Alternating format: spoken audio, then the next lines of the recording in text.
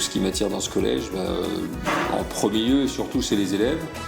Voilà, le fait qu'il y a un grand défi dans cet établissement qui est un des plus grands de France, dans une des communes les plus pauvres de France, avec des élèves qui malgré tout veulent s'en sortir, malgré leurs difficultés.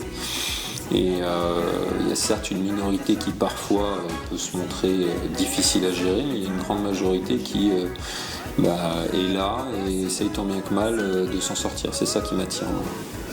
En quoi consiste votre travail ? Alors mon travail c'est un peu compliqué. Mon travail, on va dire pour résumer, c'est d'organiser la vie de l'établissement en dehors de la salle de classe. C'est-à-dire tous les temps où l'élève va pas être en classe, la récréation, les moments où il est dans les couloirs, les moments où c'est la collation, les sorties. Mais c'est aussi intervenir dans les moments en classe quand il y a un problème, par exemple quand un élève a des soucis ou va présenter un problème au professeur ou à ses camarades, c'est là où on intervient. Quels sont les points forts du collège selon vous ? Les points forts du collège, c'est son dynamisme, c'est des élèves et puis des équipes qui veulent proposer des choses, qui montent des projets, qui essayent de changer l'image du collège, qui est beaucoup liée à l'image de la commune qui n'est pas très bonne. Voilà, c'est ça son point fort. Comment le collège prépare-t-il les élèves pour leur avenir ? Alors, pour l'avenir, l'orientation, les affectations, le collège, alors comme beaucoup d'établissements, organise différents événements. Donc ça va être en collaboration avec les lycées de secteur. On fait venir des anciens élèves du collège, donc qui sont dans les lycées, ce qu'on appelle les ambassadeurs. Ils viennent présenter les différentes formations que eux suivent, comment ça se passe dans les lycées. Il y a également la participation à des forums dans d'autres établissements, dans d'autres lycées, et puis à des portes ouvertes.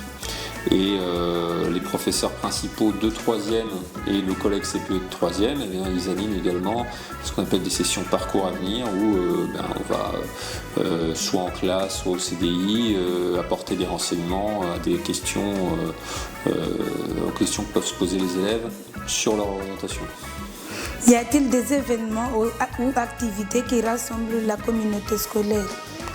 Alors tout au long de l'année, il y a plusieurs événements. On va dire que le premier gros événement au niveau du collège, c'est le cross. Donc le cross du collège auquel tous les élèves participent, auquel quelques personnels participent également, soit avec les élèves, soit dans la course des personnels. Et puis tout au long de l'année, il y a des événements, par exemple ça va être la journée européenne des langues, il va y avoir également la journée de lutte contre le harcèlement scolaire et les discriminations, il va y avoir la fête de l'excellence à la fin de l'année. Voilà.